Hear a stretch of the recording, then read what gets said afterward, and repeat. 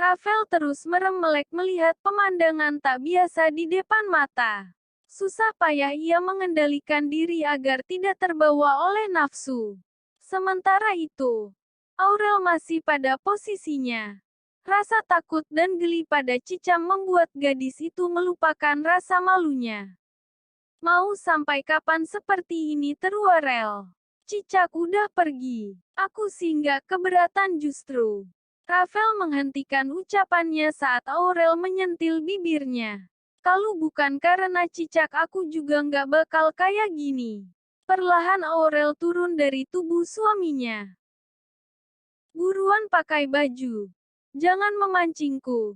Jika tidak ingin aku hilaf. Ucap Rafael. Tanpa pikir panjang Aurel mengambil pakaian dan masuk ke dalam kamar mandi. 20 menit kemudian, keduanya sudah berada di meja makan untuk sarapan pagi bersama. Aurel sangat cantik dengan seragam sekolahnya.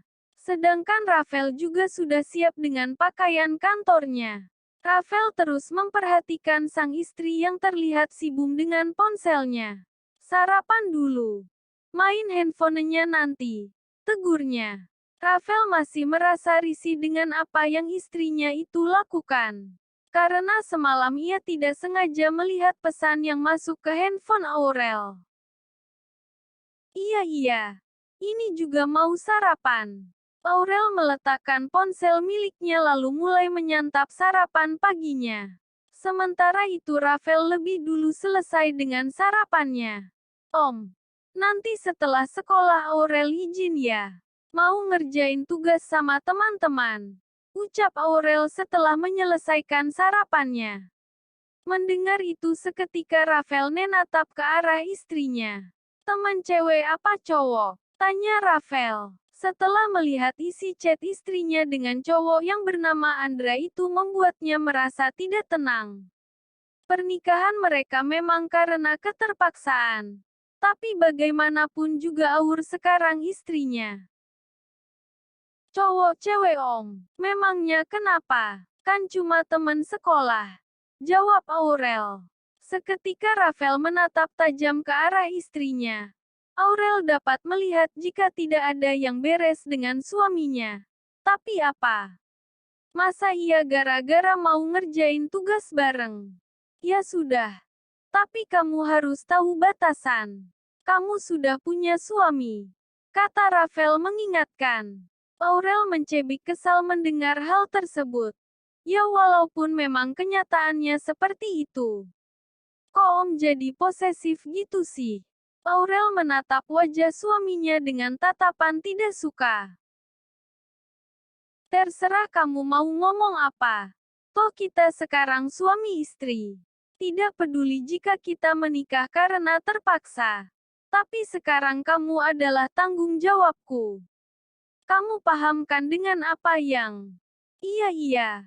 Nggak usah dijelasin. Udah paham kok. Aurel memotong omongan suaminya. Sementara itu Rafael hanya tersenyum sembari mengangguk. Ini untuk kamu. Bisa kamu gunakan untuk membeli keperluanmu. Sekaligus uang sakumu. Rafael menyodorkan ATM ke hadapan istrinya. Sejenak Aurel terdiam. Lalu menatap benda tersebut. Ini serius om. Om ngasih ini nggak ada imbalannya kan? Aurel menatap suaminya dengan penuh selidik. Rafael tersenyum. Tentu ada imbalannya dong. Dan imbalannya kamu cukup jaga jarak dengan laki-laki lain.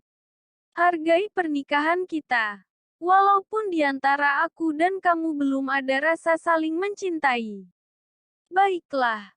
Aurel mengangguk. Saat ini ia sedang malah berdebat dengan suaminya. Nomor PIN-nya om. Tanya Aurel. Tanggal pernikahan kita. Jawab Rafael. Sedangkan Aurel hanya mengangguk. Usai sarapan keduanya bergegas untuk pergi. Dan seperti biasanya, Rafael akan mengantarkan istrinya ke sekolah terlebih dahulu. Setelah itu ia baru meluncur ke kantor. Di kantor Rafael cukup sibuk dengan pekerjaannya. Banyak berkas yang harus ia tanda tangani. Namun tiba-tiba ponsel miliknya berdering. Awalnya Rafael cuek, tetapi benda pipi miliknya itu terus menjerit-jerit. Hingga akhirnya Rafael mengambil ponselnya dan memeriksa siapa yang menelponnya. Nomor tidak dikenal. Siapa sih? Rafael memperhatikan nomor yang menelponnya. Ia sama sekali tidak mengenalnya. 10 panggilan tidak terjawab. Hal tersebut membuatnya merasa penasaran. Namun saat ingin menelpon balik, tiba-tiba pintu ruangan terbuka. "Permisi Pak, Bapak sudah ditunggu di ruang meeting," ucap Vivi sekretaris Rafael. "Semuanya sudah kamu siapkan?" tanya Rafael seraya mendongakkan kepalanya. "Sudah Pak," Vivi mengangguk. "Ya sudah. Sebentar lagi saya ke ruang meeting," ujar Rafael. Setelah itu Vivi beranjak keluar dari ruangan bosnya.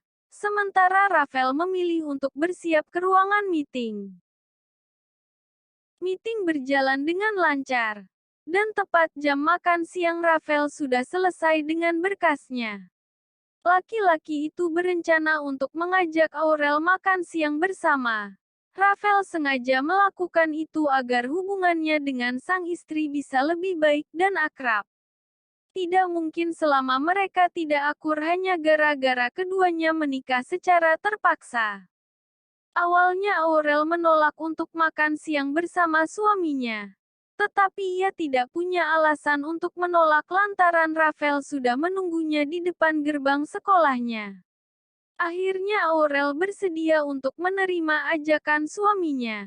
Lagi pula tugas yang niatnya mau dikerjakan setelah pulang sekolah nanti telah dikerjakan bersama di sekolah. "Gimana sekolahnya hari ini?" tanya Rafael. Saat ini mereka sudah dalam perjalanan menuju restoran.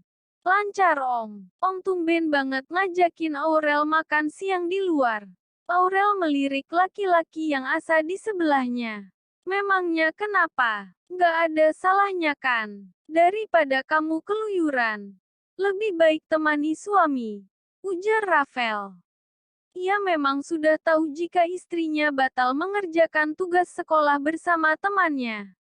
Itu sebabnya Rafael berani untuk mengajaknya makan siang.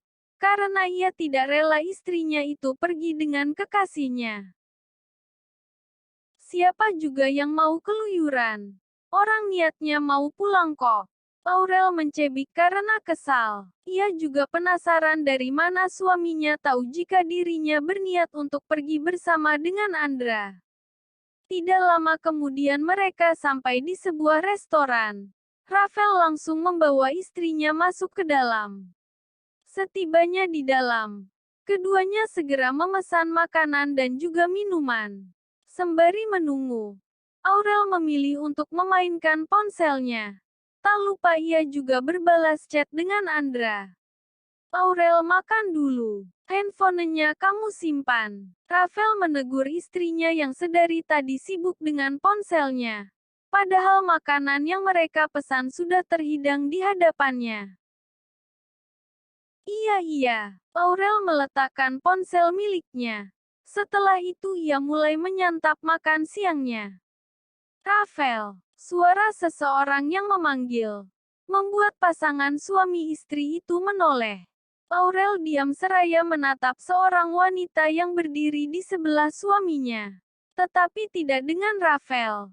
Laki-laki itu seperti terkejut melihat wanita tersebut. "Selama ini kamu kemana saja, Vel? Dihubungi tidak bisa." Wanita itu kembali berbicara. "Mbak Donna, maaf aku. Siapa Boka ini? Apa gara-gara dia kamu berubah dan melupakan adikku?" Wanita yang bersama Donna itu memotong ucapan Rafael. Sontak laki-laki berkemeja putih itu diam seraya melirik ke arah istrinya dengan kening yang mengkerut. "Maaf Mbak, ini tidak ada hubungannya dengan Aurel. Bukankah kamu memang laki-laki pengecut?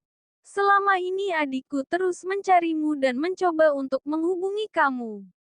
Tapi tidak tahunya kamu malah selingkuh dan bersenang-senang dengan bocah ingusan seperti ini." Donna kembali memotong ucapan Rafael. Dan kali ini berhasil membuat Aurel mendongak lalu menatap wanita tersebut dengan tatapan mata yang tajam.